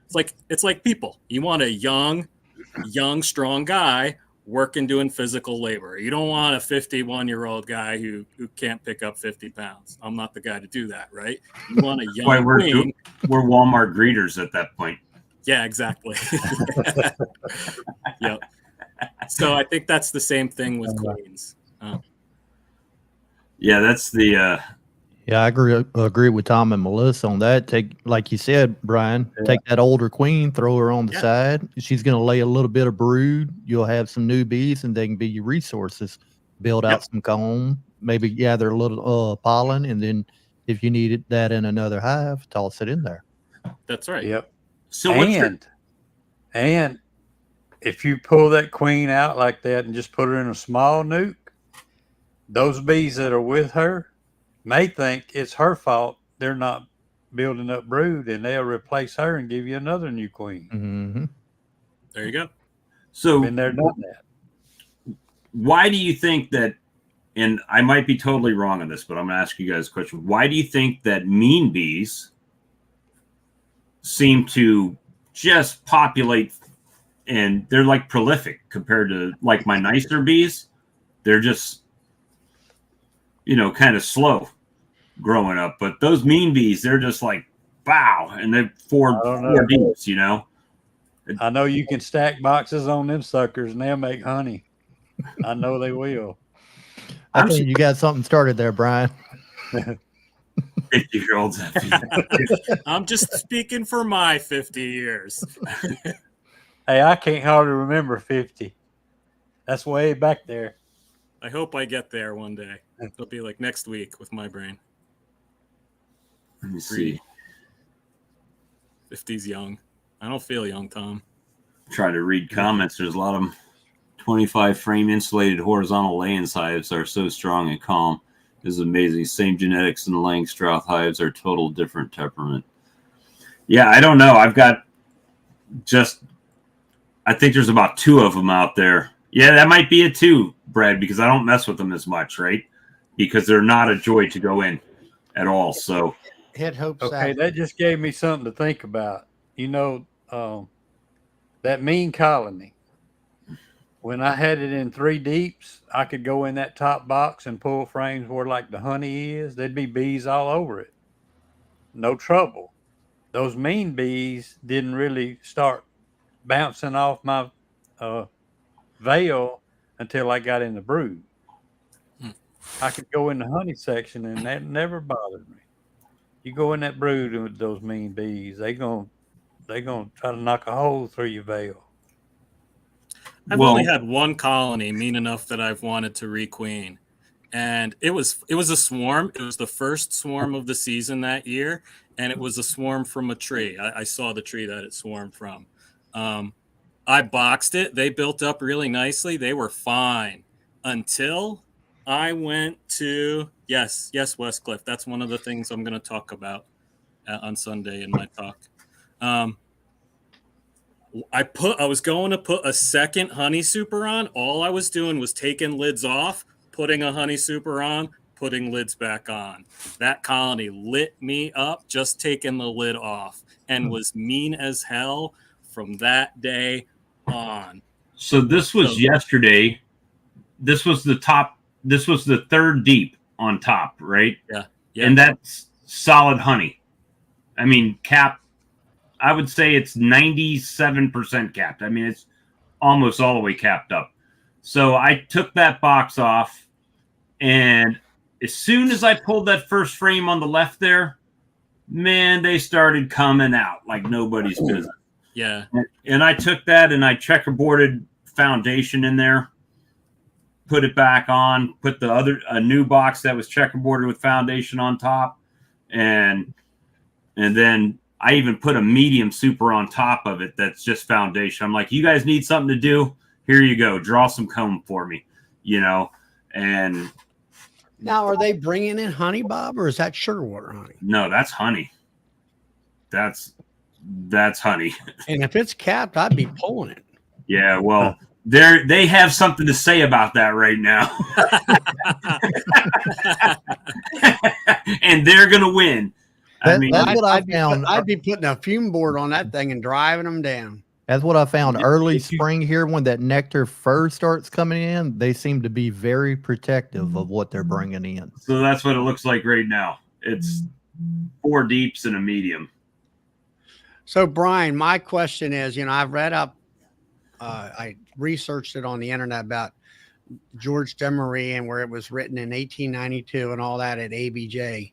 Yep. And when I read that, that was the same method that Bob used and a couple other, the one guy up here, Kevin England, was doing the same thing. And Bob's failed as far as I know. That was that time when you put the queen in the bottom and just 2 frames. No, it didn't fail. I failed it. Okay. The process worked. Bob didn't work the process. Does that make sense? So I took all the brood up to the top. They were doing what they needed to do in the bottom. But as she started making cells in the top, like you need that population to hatch out, right? You need to smash those queen cells. But I was taking the frames with the queen cells and making splits with them. So I didn't leave her any resources. So I totally sabotaged my own Demarree. And then when I did the video, it was the second time I was doing it just for YouTube when I did it the second time, which I had already did it wrong the first time by taking all the frames out. So that's why you always say it didn't look like there was enough bees in there. Well, there wasn't because I took them all out. Yeah, I was about to say you wouldn't just crushing the cells. You were taking the cell, the frame, and the bees. Yeah, I was making splits with those queen cells, right? I'm like, oh, this is perfectly good queen cells. I'd be dumb not to take these and put them in other hives. Well, I was dumb not to crush them and leave the bees in there, right? So, and I would say, Bob, it depends on what your goals are. If your goal was to do the Demarree to maximize your honey harvest, yeah, then you did it wrong. But there's nothing wrong with what you did. You created a queenless situation where it forced them to make queen cells. And if that's what you want to do to make splits, that's an effective way to do it. I don't know if you guys remember Blaine last year was doing a series on the CC Miller split method. The vertical split is basically a version of that. You're taking brood away from a selected queen that you like its genetics. You're putting that brood up top to make it queenless. You're forcing them to make queen cells. Then you're taking them out and giving them other frames of brood and food to complete that queen cell. It's a great way to make a lot of queens off of one particular queen throughout the season without overwhelming yourself with 20 queens at a time or something like that, and just kind of rotate it through. So that's a great method, Bob, if that's what you want to do. I'm just not sure that's what you were trying to do. No, it wasn't what I was opportunity. I was trying to do, and you took it. He was trying to do 2 things at one time. I did the Demarree and then I came back, but I was robbing them out during the time. And then I was like, well, I didn't video it. So then I reworked it and did a video with it. And when Charlie saw that video, he's like, oh, there's not enough bees in there. Well, no, there wasn't, because I had already done it and robbed them all, right? So that, and then the old bees die, right? And she's trying to catch up. But I did it like Lawrence at Black Mountain Honey did it, exactly how he did it. And he basically took, I think it was 1 or 2 frames of comb and brood down to the bottom, and rest was all drawn. I mean, just foundation, right? So all the foragers and everybody coming back would be forced to draw that comb up to give her room. But it slows down her ability to lay.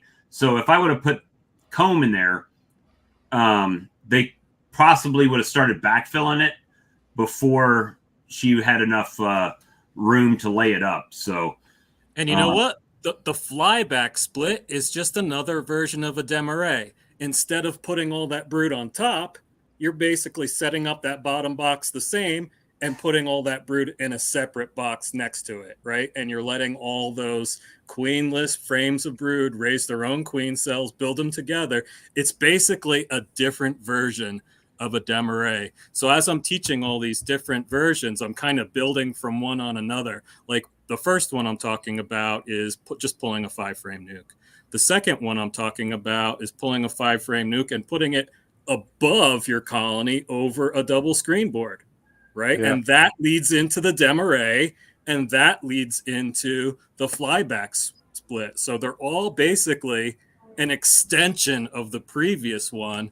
And in every one, I have a, but I can't do this, right? But I can't do this, so then you can do this, right? I can't take a nuke out and put it over here because I can only have so many colonies in my backyard. Great, your solution is a vertical split above a double screen board.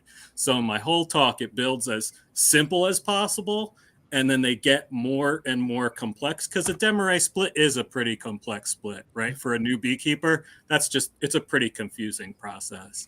But Now- that's why I tried to structure it that way, where you can take that beginning idea and build on it, and then take that idea and build on it, etc. The nice thing about that vertical split with a double screen is you got that heat coming up out of that hive to Yeah. help Right. that young developing split develop. Yep. What's Now- not nice about it, Charlie? Huh? What's not nice about doing a split above a double screen board? Well, most people don't, they don't have that tool, I'll say.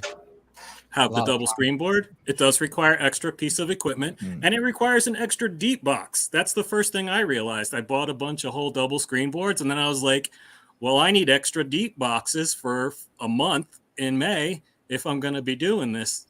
So that was another extra thing for me.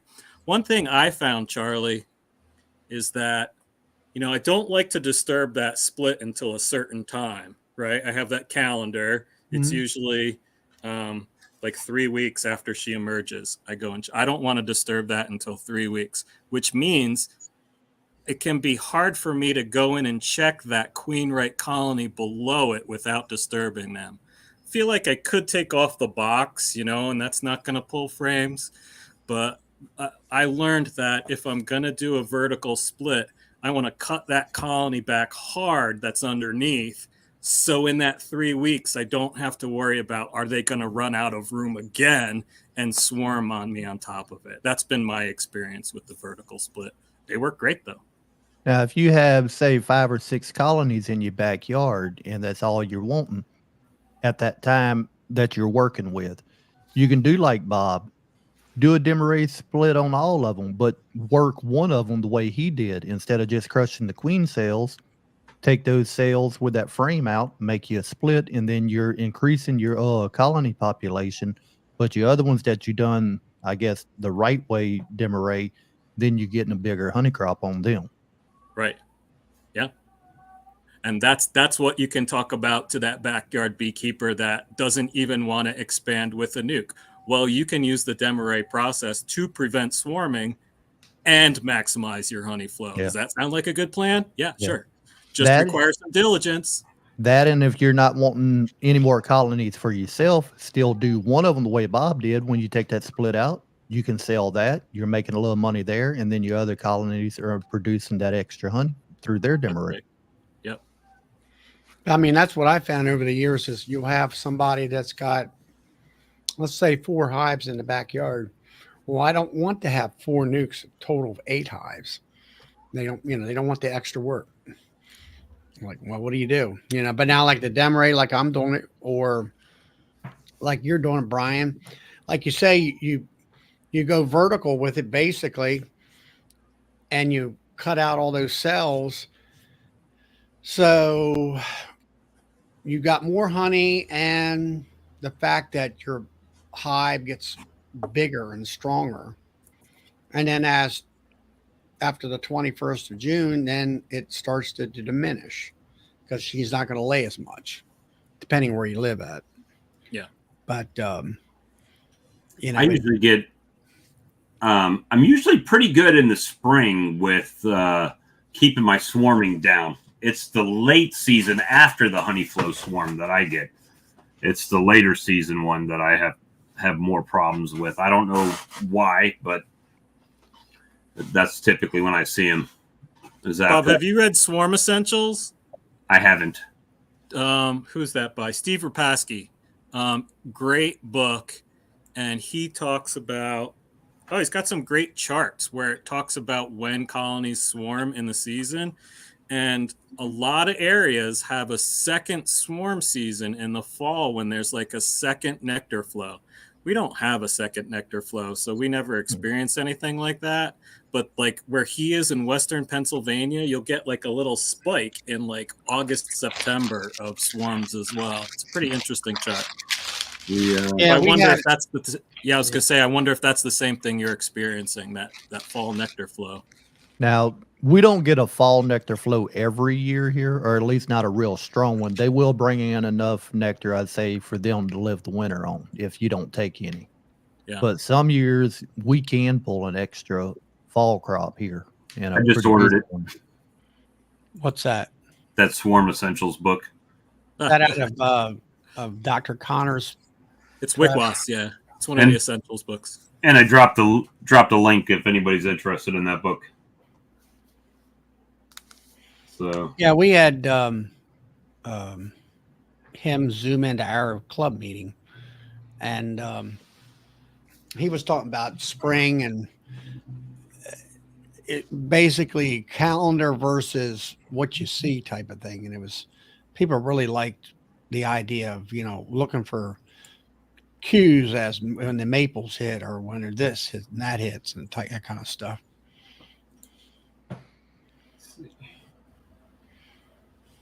Now, Paul got a question there. What's the real difference between the Demarree and just pulling a split over a double screen board? I haven't done the Demarree, but I would say the double screen board, you're just pulling up another box above that board and letting them make a queen. Well, with the Demarree, you're not really making a split. Yeah. And you pull it over a double screen board, you are making a split. The Demarree is it's a anti-swarming technique, right? So you're bringing that brood up far enough away from the queen where the numbers are diminished temporarily, and then they hatch out and they come down, hopefully long enough for the swarm impulse to pass by, right? Not just the numbers are diminished, Bob, but you're giving the queen immediate space in the brood chamber to lay again. So Right. it's both of those things. But at the same time, without swarming, you are increasing the population in that hive. But you're going to have to go in and make sure you crush those queen cells that they're building in the top. I think it was Randy Oliver was just talking about, or I was watching a video of his the other day, and I think it was Randy Oliver that was saying that there's a scent that is produced by the larvae inside of the brood area, and they can tell the amount of brood that they have based on the scent. So by pulling all that larvae away, you're basically cranking up the queen, telling her she's got to lay more because they need more production. So that's part of the situation, is they're trying to, the smell, I guess, is increasing the production of the queen. Yeah. And for me, the difference in management decisions, I would make a split over a double screen board earlier in the spring, because that's not necessarily related to the nectar flow. If I'm getting closer to the nectar flow, I might do something more like the Demarree, because you're definitely going to be adding honey supers in there, even between those two brood areas, to give them more space to make honey. And that's part of the purpose of a traditional Demarree method, is to A, reduce swarming, and B, increase your population of forager bees so you can increase your honey flow. Because you're going to have like everything. I said earlier, I'm sorry, go ahead, Lee. Oh, no, go ahead. You finish? I was going to say, like I said earlier, there's so many versions of it. There's so many ways you can modify that traditional Demarree definition to meet your needs. I think I talked about like 3 or 4 variations of it in what I was talking about before. Yeah, I was just going to say to Paul's comment and everything, you're not truly doing a full split. You're just increasing the population in that hive without them wanting to swarm, thinking that they're crowded in, because you have the population in top, population in bottom, but you have room in the middle that both populations are filling that whole middle section with nectar for you. So that's where your honey increase comes in. Essentially taking all of the nurse bees out of the brood chamber, right? You're moving them all up top. So down below, she's got her older bees and her, And I don't know if some of those revert back to taking care of brood or what, but it just thins out the population until the brood up top hatches. And if you do it the way Charlie does it, as she continues to lay brood right in the bottom and caps it, then Charlie's moving those up top to continuously leave room in the bottom for her to continue to lay.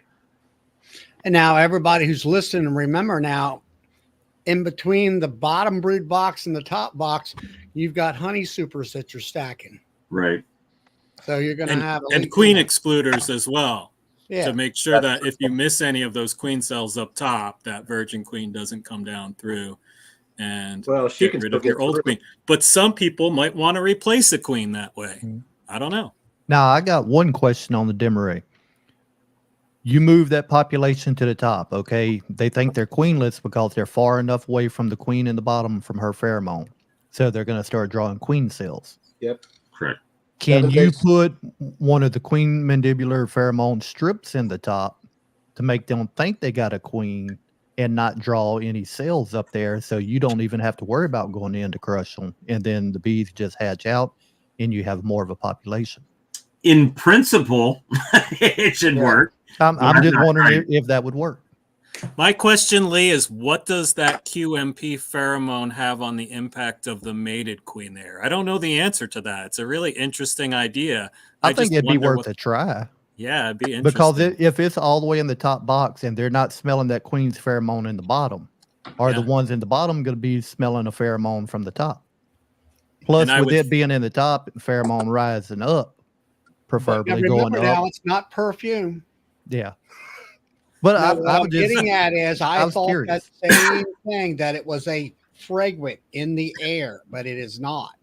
It's their antennae touching each other. So if there's a diminished population of worker bees, then there's not it's the pheromones are transmitted. It's a thinner transmission, I'll say.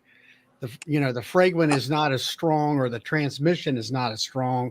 So that transmitting the fact that, hey, we don't have a queen is the way I was been explained to. Give me just a sec. Now, I've even had situations, Charlie, where I throw a queen excluder in between two brood boxes, and the box without the queen starts raising queen cells. And that's part of what DC's talking about, is those multiple triggers. In that situation, I probably had such density in those populations that pheromone wasn't getting spread enough through that box. So yeah, there are many factors. What is it? There's sometimes it's too many bees. It thins the pheromone out, getting transmitted to everybody. And then I guess every time it transmits from bee to bee, I'll say it weakens. Yeah, that's a great way to think of it. Yeah, it weakens the potency of it weakens from antennae to antennae. Yep. Now, Brian, a quick question. Yep. When you say they start making queen cells, in that situation, was it emergency cells or was it swarm cells? See, that's the memory I don't have anymore, Joey. I don't know. That's a good question. I don't remember.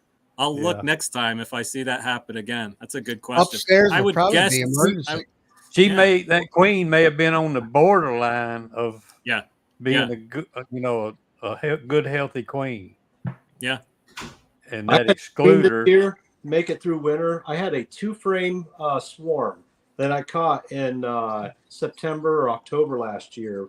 And I was like, hell, I'll give it a go. So I put it in a 4-frame nuke, and it was only 2 frames of bees, if that.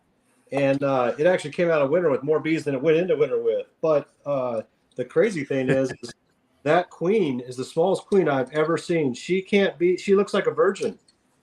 And she's got a patch of brood about this big, where everybody else has got a whole frame full. She's got a little patch.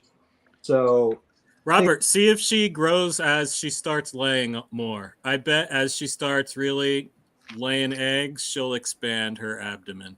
You think she was just a virgin, or basically a late virgin, and just hasn't developed fully? No, she's mated. Well, yeah, but she just hasn't had the opportunity to get her plumbing going very much. So she probably hasn't expanded that much. That'd be my guess. I've never seen a lack of better laying queen that's 6 months old that is that small. She's so tiny, crazy. So what's going to happen is she's going to ramp up and she's going to be fine, or she's not going to do anything. And then I would just say she was a poorly mated queen. Yeah. Well, I'm not going to give her much time, but congratulations on your numbers, by the way, Robert. That's awesome.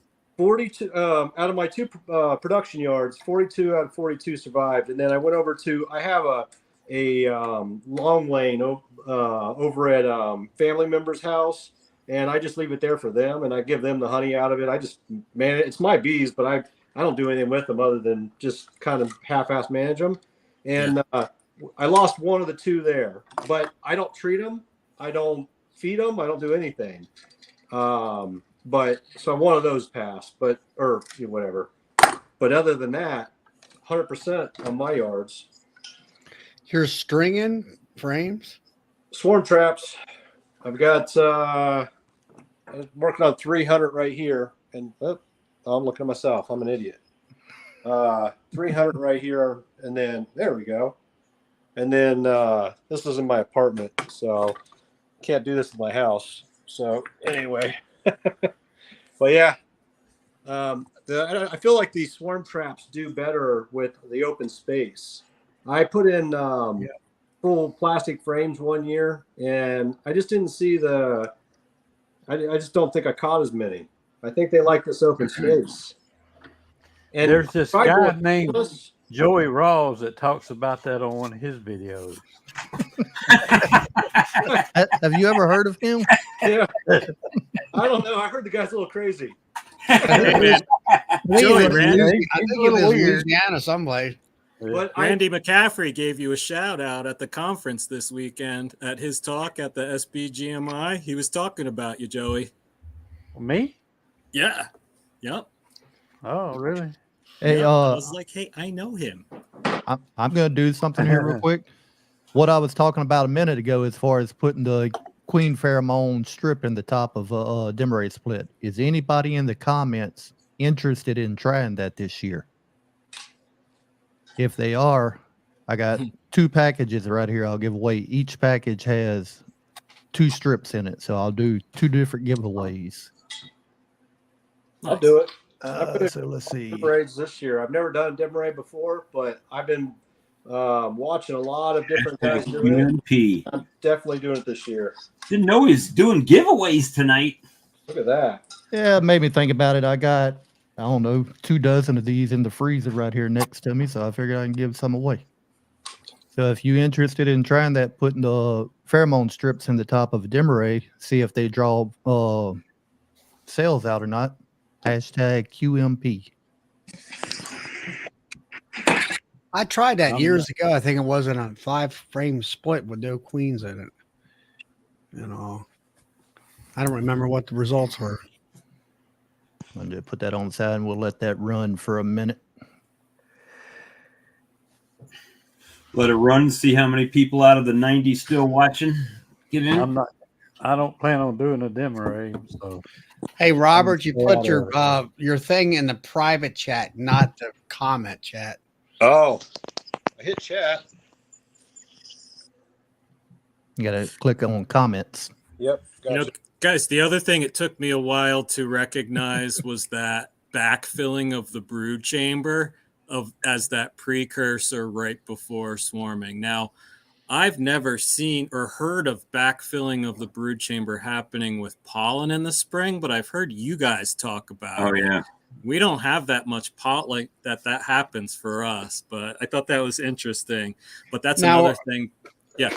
Are you talking with a deep 10-frame deep over top of a deep as far as the brood chamber, 2 5-frame or 2 10-frame deeps? Or 2 8-frame deeps, doesn't matter, 8 or 10. 8-frame either way, yeah. Yeah. But it took me a while to recognize that backfilling and connect that to, because what happens is they're backfilling the brood chamber as those bees are emerging from the center. they're going to start backfilling with nectar. They're going to prevent the queen from having more space to lay.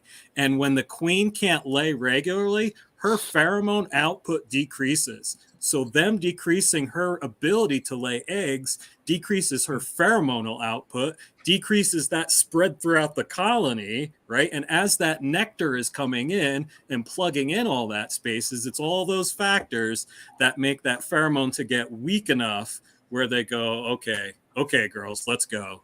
And then they turn it on. And I experienced that years ago. Like you said, it's like I tell people, I if you got 2 double deeps as your brood chamber, and then at that time I had a queen excluder and honey super on top, and she laid up the bottom, and then she chimneyed up about 5 or 6 frames in the center, and on either side was honey. Because I tried to lift that thing up one time and oh my God, it was like 100 pounds. It felt like anyway. And like you said, they laid it all up. I said, okay, that's cool, And they started hatching. And then she started filling it back up. And I'm like, what the hell are you doing? I want you to put the honey upstairs, not down here. And I would pull that frame out, put new frame in. What do? Backfill it again with more honey. And then, I went to a meeting one night and I had a commercial guy sit there. Oh, we don't give our queens that much space. And that's all he said. And that's what we're talking about.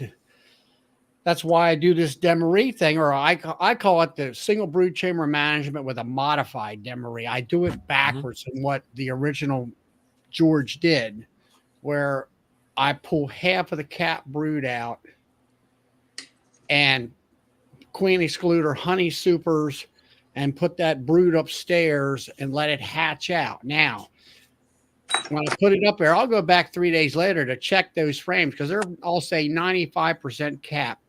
There might be a rogue queen cell in there. You never know. And I'll cut it out if I don't want it. But that also becomes a resource hive for me.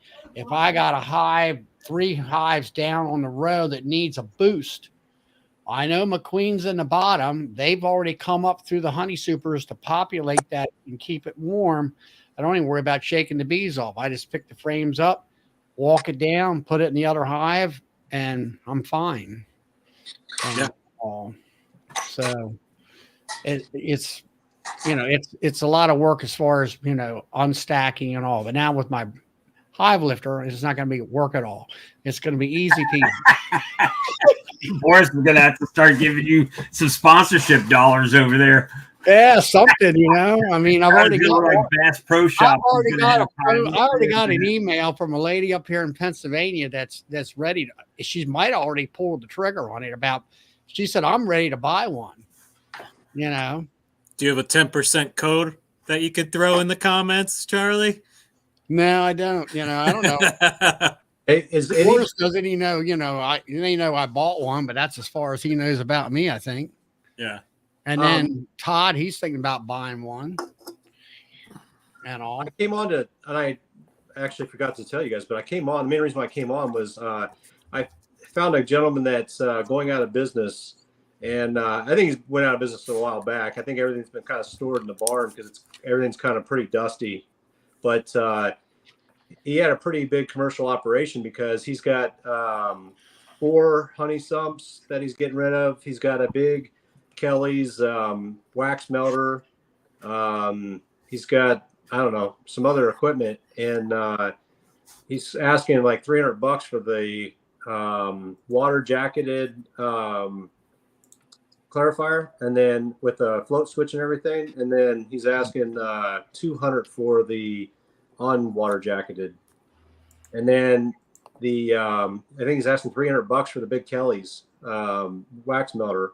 He's in the southeast Ohio. If anybody's interested in that.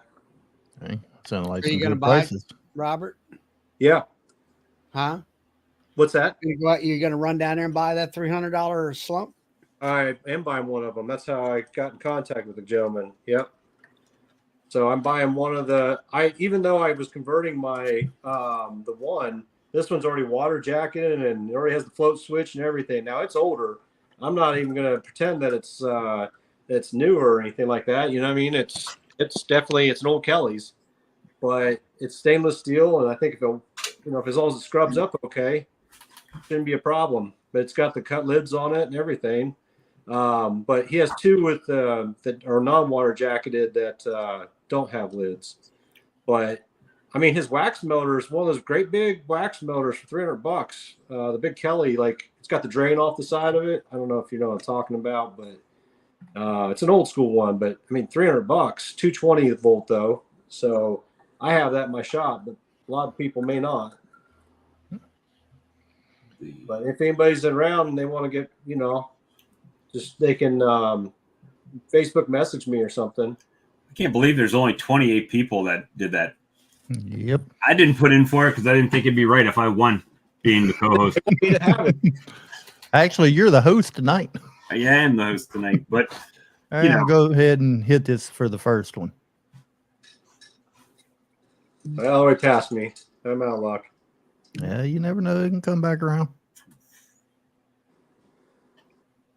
Hey, Jack and Danae.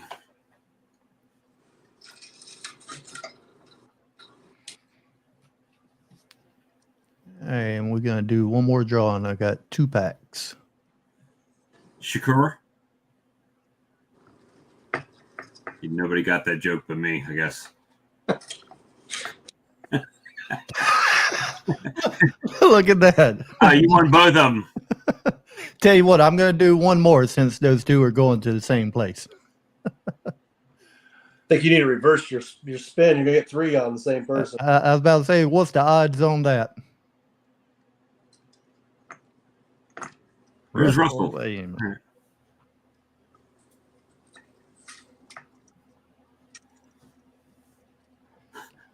Todd says he calls it fixed. If y'all, let's see, I'm going to get my email put in the comments here. Lee, we're running over tonight. Only by 2 minutes. Yeah. All right, if y'all email me at kodiakfarm@yahoo.com, send me your address and everything, I'll get those mailed out to y'all. Let's see.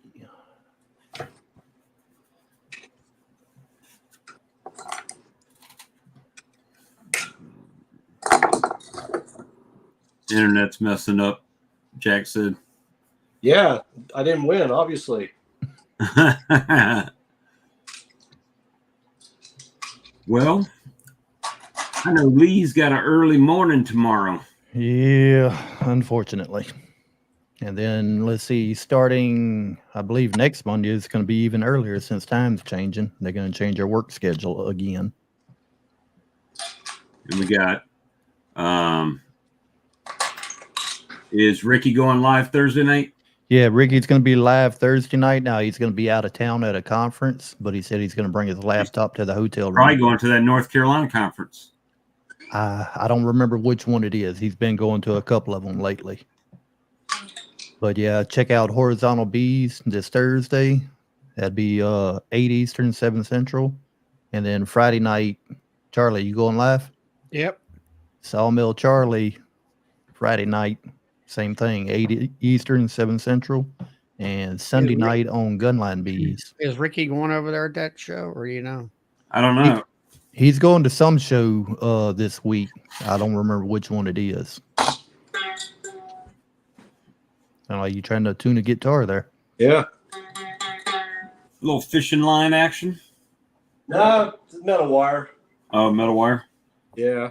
I mean, I'd be okay with fishing wire. Like I said, the only reason why I do it is because I did foundationless last year, and I had some problems with hot. You know, you tilt that the wrong way on a deep, and it snaps right off. Right. So I decided this year I'm going to go ahead and just put some in them. I said that last year, but I was too lazy to do it. This year I decided, well, I'm going to get it done. There's Philip down there. Hey, Phil. Hello, guys. Hey, did y'all stop the stream? We haven't stopped the stream yet. Oh, okay.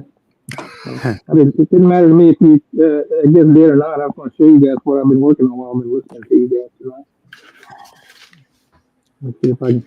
Of course, that would probably would have been better if you had stopped the stream than when I fumble around. Sounds like your mic's got hearing protection on too. Oh yeah, is that better? Now it actually did. You took it off your ear and it sounded better. That's crazy. That's Oh, funny. you got wireless earplugs? Yeah, I got one in, but I'm trying to. It says camera. Oh, there it is. Camera facing back. All right, is that better? So I've been working on this jig to go on my router because I don't have a dado set for my table saw, so I'm cutting this little center groove right here. Right. Yep. And what I've done is just set up a jig on my router. I did everything, set it up and tested it. So I don't know if y'all want me to run it or not, but it's pretty loud. I could mute me and let me run it, or I could mute myself. But I just got it on here. Well, your table saw not accepted? What's that? Why are you not running a dado? Your table saw won't accept it? No, I got a cheap Harbor Freight special, and they want the it's called the Arbor. What's that called on there? That it's not long enough. Yeah. Yeah, you need to look at Facebook Marketplace. People are always selling used table saws, nice used table saws for under $300. Yeah. My area. That's why I have 3 table saws, because it's not worth my time to spend the time to change out a blade. I just buy more table saws. That's cool. I don't know. Can you see that right here, Lee? Yeah. Okay. All right, Lee, can you mute me because I can't figure out how to get to the button when I'm in the settings. I think that'd be our pleasure. Yeah, there's nothing worse than the sound of a router. We got to mess with Philip a little bit. As long as he don't lose a finger live on the stream. What do you mean? Don't jinx him, Lee. That I had some views. What's he gonna try to do? I think lose a finger. I hope not. I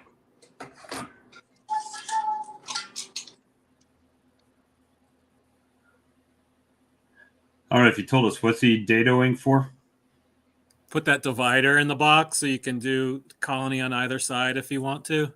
I gotcha. Wow. I thought I had you closed out of here. Yeah, it looked like it come out pretty good. That's a pretty good trick. Yeah, it's a little bit wavy, but I think it'll work.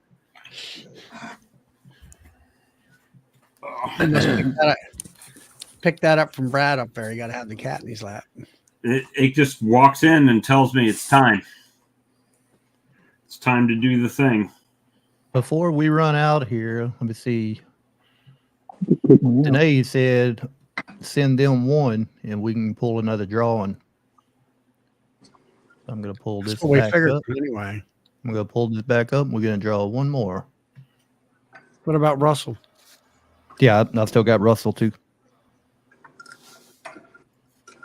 Wait, before you run it, you put my name at the bottom.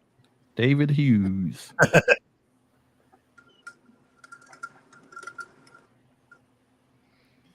All right, David. Again, email me at kodiakfarm@yahoo.com and send me your address and I'll get that sent out to you. Lee, what have you used that for? Why did you buy it? Honestly, I really don't remember. I really don't. I bought, I don't know, I think a dozen or 2 dozen of them just to stick in the freezer. I think originally that's what it was. It was just giveaway stuff. think usually QMP is used to hold nurse bees and like a mini mating nuke as you're trying to populate them. That's one common use for them. Another common use for them is to extend a queenless colony till you get a queen before they start going laying worker. So if you have a queen ordered, but it's not going to get here for 2 weeks, you could put QMP in there and they are less likely to start their queen cells. Yeah, So that's what I bought them for years ago. Yeah, I actually thought about trying one in a swarm trap because I've heard that according to Frederick Dunn, you can coach rogue bees. They'll just leave their colony and go to that QMP. Okay, It's we not got a swarm. They're just literally bees flying by, and they'll just slowly collect. And he said you can collect hundreds of bees in a, well, he does in his apiary, so it's a little bit different, right? But he said you can collect hundreds of bees just off of one of those noodles.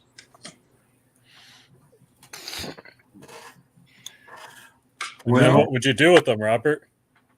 What's that? What would you do with them then? Put them in a box. But they're all foragers. That's a good point. Yeah, that's a good point. Instead of wasting your time doing that, why don't you just graft and make your own splits and be done with it? Oh, I'm doing that too. I'm just for play. You know, just myself, I usually put out about 30 to 50 swarm traps.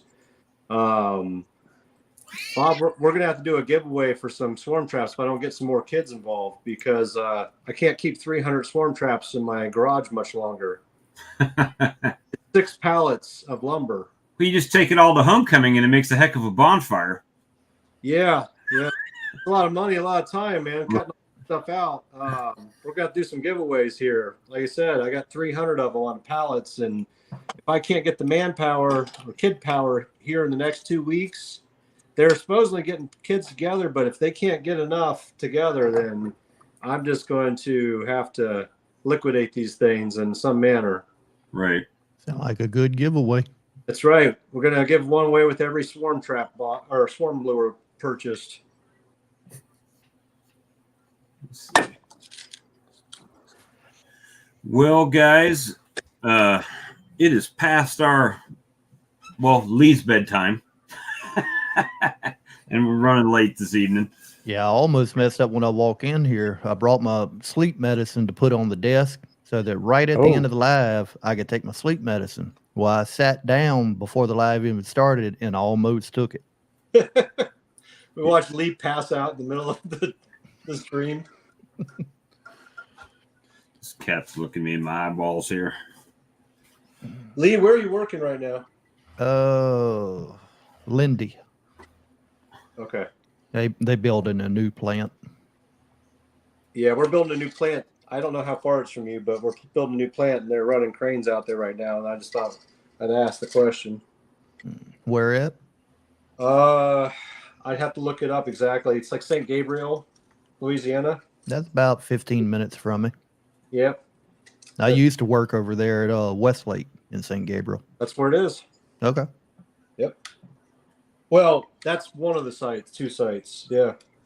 Then they got BASF right by it. This is Plug Power. REG. They got a bunch of plants in Geismar area. Yep. Geismar. We're doing one in Geismar right now, and we're doing one for another client, and then we're doing St. Gabriel, and then we're doing another one right there. But they're all somewhat near you. Yeah. Like I said, St. Gabriel, that's probably 15 minutes from me. I mean, it's right down the road. They're not the big cranes like you probably work in. These are more the big truck cranes. That's what I'm on right now, the truck crane. But I do run the crawlers also. Gotcha.